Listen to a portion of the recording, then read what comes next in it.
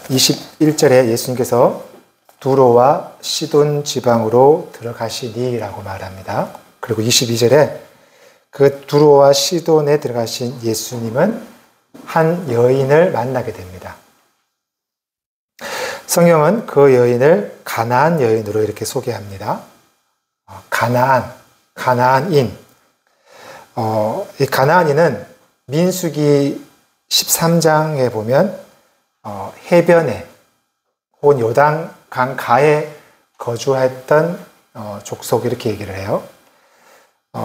두로와 시돈은 그러니까 지중해 해안 쪽에 위치해 있는 걸로 우리는 알 수 있습니다.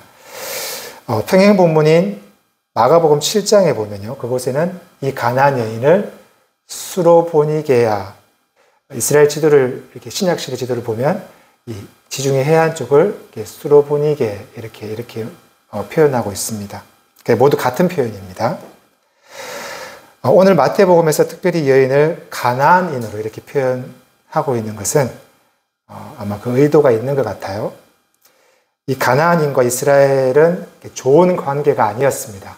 그것을 당시 이 마태복음을 듣는 사람들에게, 공동체에게 이렇게 회상시키는 그러한 의도를 생각해 봅니다. 창세기 24장에 보면 아브라함이 그의 아들 이삭의 며느리를 이제 맞이하게 될 때 그의 종에게 이렇게 명령합니다.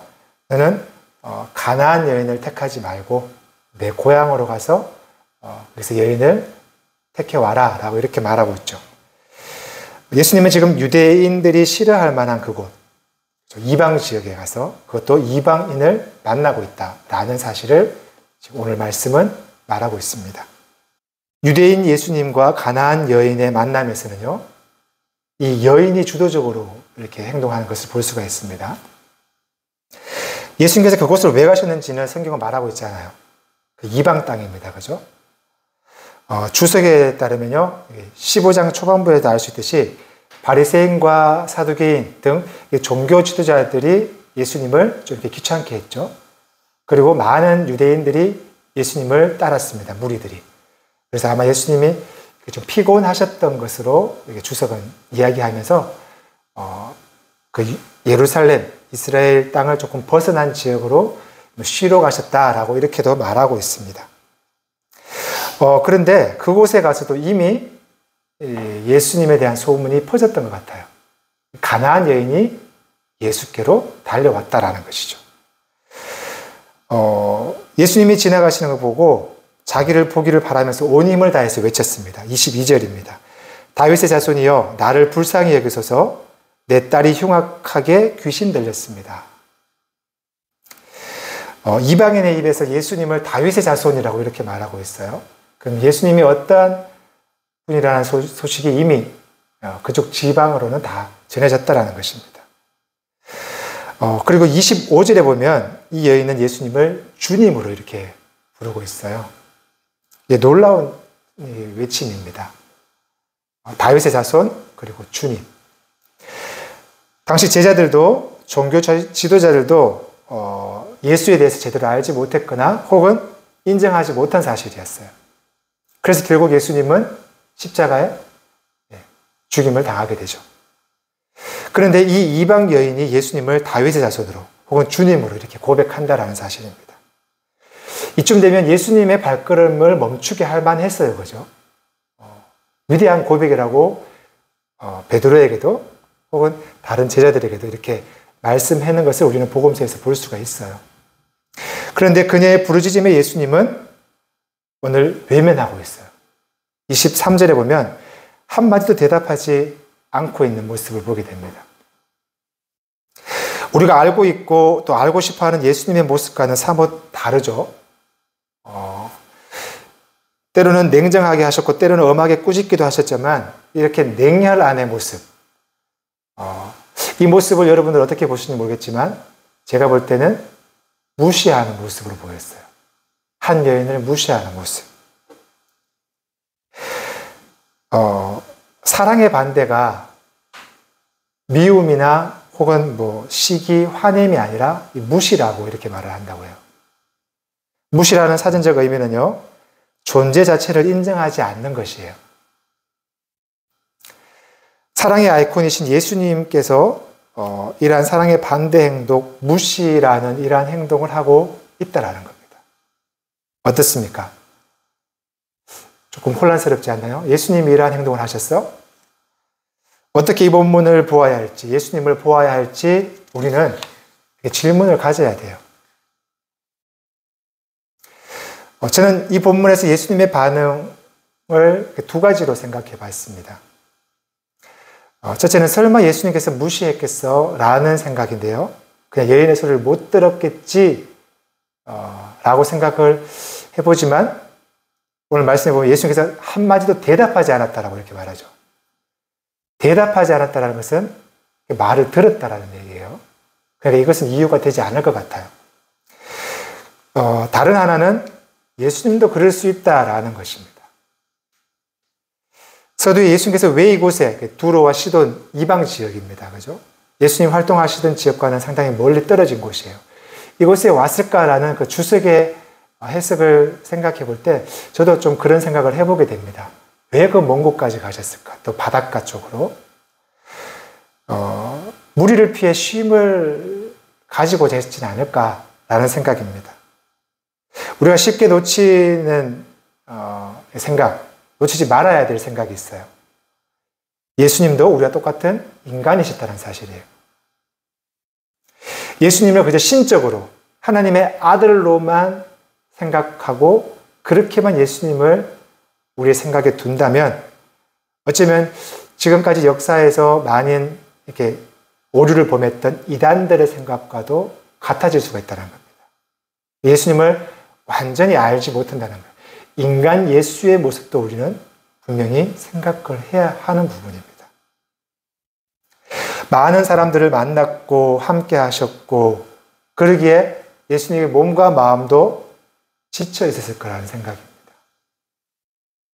예수님도 저희와 똑같은 인간이셨다라는 생각을 가지게 하는 부분으로 생각해 봅니다.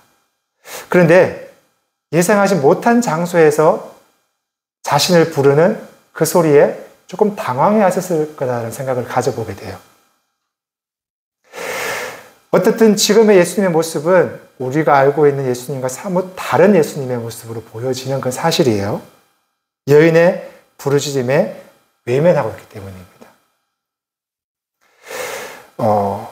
무시라고까지 생각할 수 있는 예수님의 반응에 가나안 여인의 행동에 우리는 집중해야 됩니다. 끈질기게 부르짖고 또 부르짖는 모습이에요. 그죠? 절하며 엎드려 간청하는 모습입니다. 그러자 제자들이 나섰습니다. 평행 본문인 마가복음에는 제자들이 나오질 않아요. 수로보니게아 여인을 만날 때는 예수님 혼자 계시는 걸로 나옵니다. 이렇게 볼 때 이 제자들이 나타나는 것은 마태복음에서 마태가 의도한 부분이라고 생각을 해봐요. 23절에 제자들이 이렇게 말하죠. 그 여자가 우리 뒤에 소리 지르오니 그를 보내소서. 이게 그 소리를 들어주세요라는 의미일 겁니다. 보내소서라는 것이 내쳐라라는 것이 아니라 소리를 들어주세요라는 의미로 보면 될 것 같아요. 그 제자들의 또 따라오는 여인이 눈에 거슬렸던 것 같아요. 예수님과 함께 쉬러 가는 그런 생각도 한번 생각해 보게 됩니다. 그런데 제자들에게는 왜 거슬렸을까? 그저 쉼을 얻기 위해서 그것도 되겠지만 아마도 저는 이 다윗의 자손이라는 말, 이 말이 그들에게 조금 거슬렸지 않을까 생각해 봐요. 제자들의 생각이 우리가 잘 알듯이 예수님과는 동상이몽이었죠. 제자들은 그 옛날 다윗의 통일왕국을 꿈꿨습니다. 그래서 제도적으로, 국가적으로 로마로부터 독립된 나라, 더 나아가서는 로마를 정복하는 그러한 통일왕국을 그들은 생각했다라고 우리는 성경에서 볼 수가 있습니다. 그런데 이 여인을 통해서 예수님의 존재가 드러나게 될 수도 있는 상황입니다. 그죠? 그러니까 마치 그 사이를 기다린 한 집단처럼 예수님께서 자 이제부터 시작하자라는 말을 기다린 그들의 생각에서는 그렇게 다윗의 자손이라고 말하는 그 여인의 모습이 이렇게 합당하지는 않았을 것입니다. 동상이몽의 제자들의 모습을 성경 여러 곳에서 우리 만나볼 수 있다고 말했어요. 십자가의 죽음, 예수님의 그 죽음에서 그들의 민낯이, 그들의 속 마음이 온전히 드러났죠. 그죠? 이처럼 이게 제자들과 예수를 다윗 자손이라고 하는 그 이방 여인의 모습을 대비시키는, 대조하는 그러한 마태의 의도를 한번 생각해 보게 됩니다. 어떻든 한 여인과 제자들의 요청에 묵묵부답이셨던 예수님께서 대답합니다. 24절입니다. 나는 이스라엘 집에 잃어버린 양 외에는 다른 데로 보내심을 받지 아니하였노라. 지금 예수님의 레이드가 어디에 집중해 있는지 확실히 보고 말해주고 있는 부분입니다. 예수님의 말에 여러분은 어떤 반응을 하시겠습니까? 이쯤 되면 치사하다, 아유 됐다 라며 떠날 수도 있지만 여인은 그렇지 않았다는 겁니다. 다시 한번 예수님 앞으로 나아가서 간청하죠. 주여 저를 도우소서. 앞서 얘기했듯이 이 여인은, 이방 여인은 예수님을 주님, 퀴리오스라고 이렇게 말한다는 거예요. 우리가 잘 알듯이 퀴리오스는 주인을 나타내는 뜻입니다. 주인님이라는 의미예요. 그럼 스스로 종이라는 것을 인정하는 것이겠죠? 종은 스스로 결정할 권리가 없어요. 오직 주인의 결정, 주인의 행동에 따라야 합니다. 그 생명까지도, 자신의 목숨까지도 주인의 결정에 달려 있는 거예요. 지금 이 여인의 상태를 우리는 알 수 있을 것 같아요. 자신의 힘으로 도저히 감당할 수 없는 상황에 놓여 있다는 겁니다. 지금 자신의 상태를 해결할 수 없는 상태, 그러니까 도우소서라고 말하죠. 도우소서로 하는 동사, 보에떼오라는 동사로 사용하는데요. 이 원형은 보에떼인데 명령형으로 긴급한 구조를 요청할 때, 마치 명령형, 당신이 나를 도우지 않으면 나 끝이에요. 나는 아무것도 할 수 없어요. 라는 명령하는 그러한 의미라는 겁니다. 아마도 예수님의 침묵에 더욱 간절했던 여인의 모습이었던 것 같아요. 사생결단, 목숨을 건 부르짖음입니다. 결국 예수님의 대답을 듣게 됩니다. 하지만 그 대답 역시 우리가 볼 때는요, 아주 냉정합니다. 우리 26절을 함께 읽어보겠습니다. 26절입니다. 대답하여 이르시되 아멘. 어떻습니까? 이 본문 자체가요. 자녀의 떡을 취하여 개들에게 던짐이 마땅하지 아니하다. 이 개라는 표현은 유대인들이 이방인이나 혹은 이단자들을 향하는 일반적인 표현이었어요.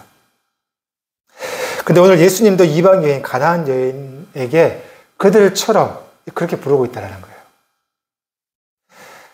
예수님의 이 표현을 어떻게 생각해야 할지 우리는 깊이 한번 고민해 봐야 합니다. 여기서도 저는 두 가지를 한번 생각해 봤습니다. 먼저 표면적으로 예수님이 이 여인을 개라고 부르고 있지만 사용된 단어, 원어가 조금 다르다라는 겁니다.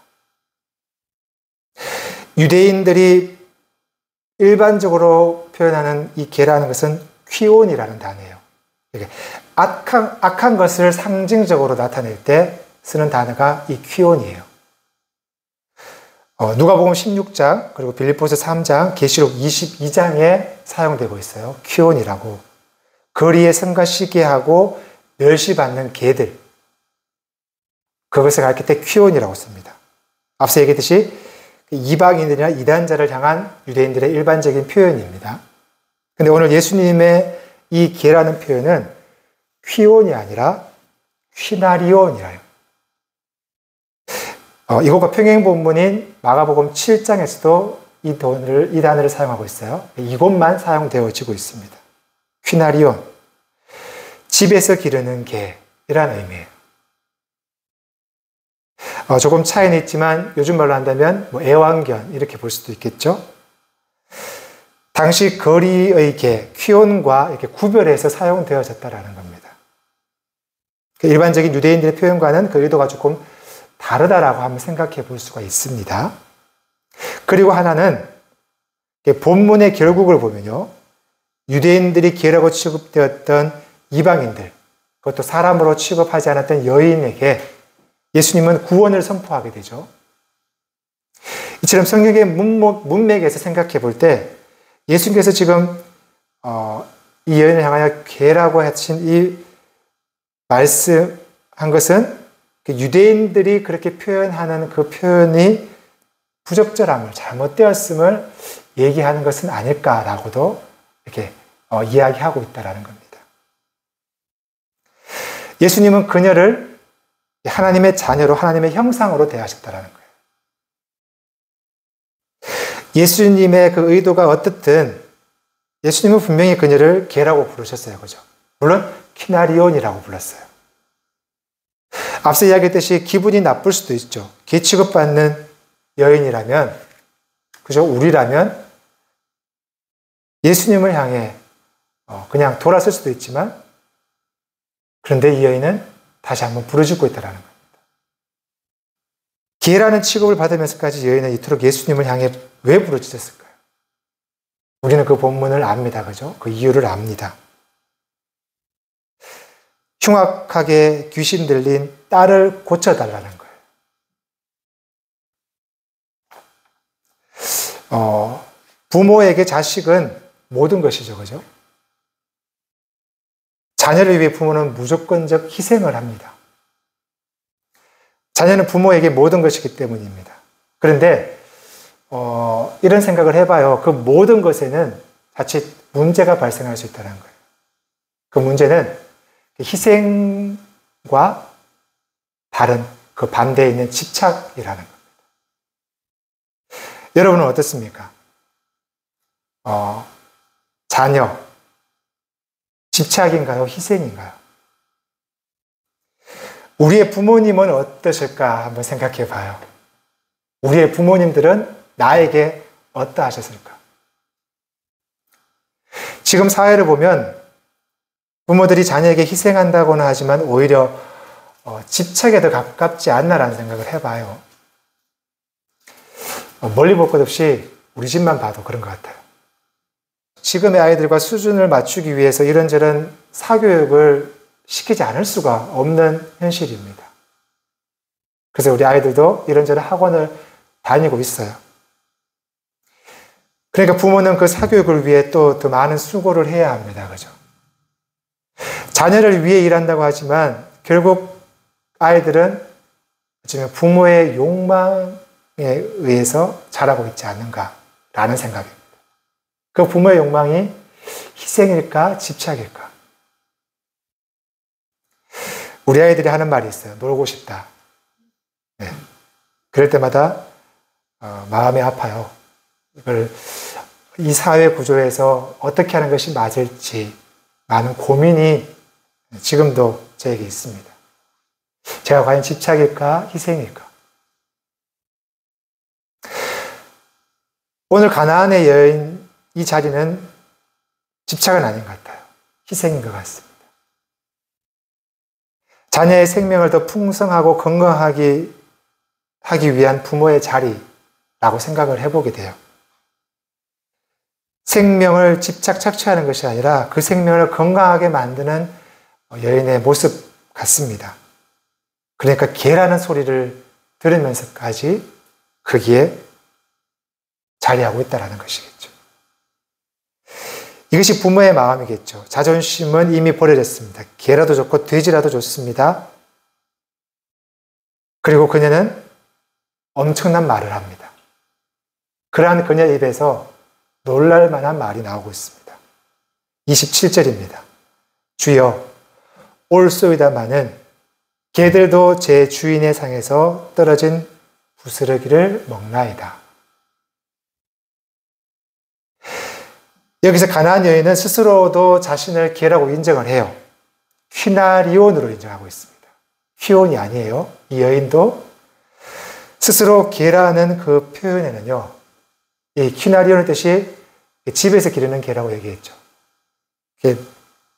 이런 생각을 해봐요. 예수님께 나도 가족 아니냐. 이러한 항변으로 저는 생각해 봤습니다. 2000년 전 가나안 여인이 지금 우리 사회의 생각을 이미 가졌던 것일까요? 지금 우리 사회는 반려동물들이 사랑을 받는 그러한 시대죠. 보험도 있고요. 장례식도 있고요. 그리고 종합병원도 있더라고요. 깜짝 놀랐습니다. 자녀로 여길 만큼 펫사랑이 끔찍하죠. 하지만 너무 지나친 것은 아닐까 이런 생각도 해봐요. 그래서 얼마 전 교황이 신도들을 축복하는 자리가 있었어요. 거기에서 우리 아기를 축복해줘요 라며 어떤 여성이 자기 반려견을 내밀었습니다. 그래서 교황이 참지 못하고 나무랐다고 이렇게 기사가 나온 게 있어요. 이 교양의 취지는 아이들의 자리에 반려동물이 대신하고 있다라고 이렇게 말하고 있습니다. 그것은 옳지 않다라는 생각이겠죠. 물론 옛날부터 집에서 기르는 동물을 가축이라고 얘기했어요. 그죠? 가족처럼 대했습니다. 하지만 동물은 동물의 자리에 있어야 하지 않을까라는 생각을 해봐요. 이처럼 오늘 가나안 여인의 이 개의 자리, 키나리온의 자리는 식탁 아래였다라는 겁니다. 이 키나리온은 그곳에서 주인의 상에서 떨어지는 부스러기를 먹고 사는 존재라는 겁니다. 이 여인이 이 사실을 분명히 알았다는 거예요. 이것이 이 여인의 엄청난 대단함입니다. 그녀에게 예수님은 오늘 28절에서 이렇게 말하죠. 여자야, 내 믿음이 크도다. 예수님이 말씀하신 그녀의 큰 믿음이 무엇일까요? 아시겠죠? 예수님이 말하는 큰 믿음은 자신의 한계를 아는 거예요. 자신의 자리가 어디인지를 아는 거예요. 스스로 생명을 만들 수 없음을 아는 것이고요. 주인의 상에서 떨어지는 부스러기를 먹고 사는 존재임을 아는 것이에요. 그러니까 그녀는 주인의 상을 찾을 수밖에 없었어요. 주인의 상에서 떠날 수가 없었어요. 떨어지는 부스러기를 먹어야 살 수 있기 때문입니다. 그것이 주인의 상에 연결되어 살아갈 수 있는 유일한 길. 그것이 생명을 유지할 수 있는 유일한 길이기 때문입니다. 스스로 개라고 말하는 그녀는 자신은 주인의 상에 함께하는 존재임을 고백하고 있는 거예요. 물론 한 상에 앉는 것은 아니에요. 그죠? 하지만 그 상에 연결되어 있는 존재가 나다. 나는 그러한 존재입니다. 라고 고백한다는 사실이에요. 이것이 그녀의 믿음이었습니다. 예수님은 그 믿음을 큰 믿음이라고 얘기하죠. 저는 이것이 우리의 믿음이어야 한다고 생각을 해요. 예수님은 우리에게 포도나무 비유를 하셨습니다. 가지는요, 포도나무에 붙어 있어야 열매를 맺는다라는 거예요. 집에서 기르는 개는 주인의 상에 붙어 있어야 부스러기를 먹습니다. 이것이 그가 생명을 유지할 수 있는 행동입니다. 자신의 한계를 아는 행동인 것이죠. 스스로 열매를 맺지 못하고 스스로 생명을 유지하지 못함을 아는 행동입니다. 이 행동은요, 하나님의 창조를 인정하는 행동이에요. 내가 하나님의 형상임을 인정하고 하나님의 형상으로 지원받았다는 것을 인정하기에 더 나아가서 나와 함께하는 누군가를 향하여 우리 모두가 하나님의 형상임을 인정하는 것이죠. 이 인정이 바로 오늘 예수님은 믿음이다. 큰 믿음이다. 라고 이렇게 말하고 있습니다. 오늘 말씀으로 말하자면 그녀가 예수께로 나아온 것, 예수에게로 향했습니다. 그 예수님을 향한 부르짖음이 믿음입니다. 가장 큰 믿음이라는 것이죠. 예수가 참 생명의 길이며 생명이기 때문입니다. 제가 여기서 왜 예수가 생명이고 예수가 생명의 길인지 설명하지 않아도 되겠죠. 그것은 다 우리가 아는 사실입니다. 그런데 그 알매도 우리는 예수를 향하지 않고 있지 않나라는 질문을 저와 여러분에게 오늘 우리 성경은 던지고 있습니다. 이 성경은 왜 예수가 생명인지, 생명의 길인지를 우리에게 말하고 있어요. 어떻게 예수가 하나님인지, 하나님께로 가는 길인지를 우리에게 말하고 있다는 겁니다. 그 예수께로 가까이 가는 것이 믿음이며 구원입니다. 그것만이 하나님께로 가는 길이며 우리에게 구원이 허락되는 길입니다. 아멘.